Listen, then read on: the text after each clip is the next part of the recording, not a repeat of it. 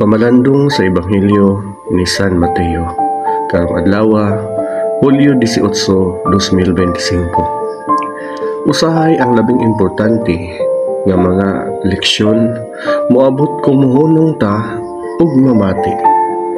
Sa Mateo 12, versikulo 1 hangtod 8. Si Jesus ug ang iyang mga tinun-an naglakaw latas sa kaumahan sa adlaw ng ipapahulay.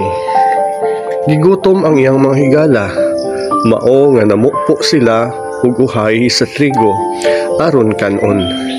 Pagkakita sa mga Pariseo niini, gipangutana nila si Jesus, nganong gilapas man ang balaod sa adlaw ng ipapahulay. Apan hinahinay silang gipahinumduman ni Jesus.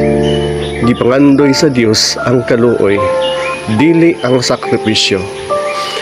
Importante ang mga lagda, apan ang kaluoy o pagsabot anaa sa kasing-kasing sa gugma sa Dios. Gitudlo ni Jesus nga ang pag-atiman sa uban, ang pagpakita og kaayo mas labaw pa kaysa pagsunod lang sa mga ritual. Handurawa nga anaa ka didto.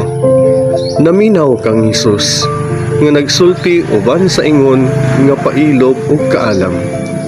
Giimbitar kita niya sa pagtan-aw ug mas lawom, sa pagtan-aw sa mga tao sa atong palibot ug sa pagtubag uban sa kasing-kasing nga puno sa gugma.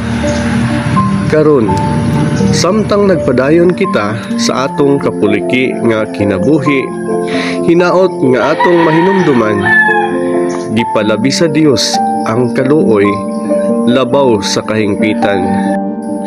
Kung mopili kita og kaayo, atong gipakita ang iyang gugma sa atong kalibutan.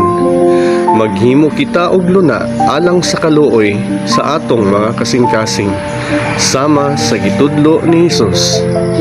Kaysa pananaw sa Dios, ang gugma mao kanunay ang labing dako nga sugo. Salamat sa pagpamalandong uban kanako. Hinaot nga makaplagan nimo ang kalinaw ug kaluoy sa matag higayon.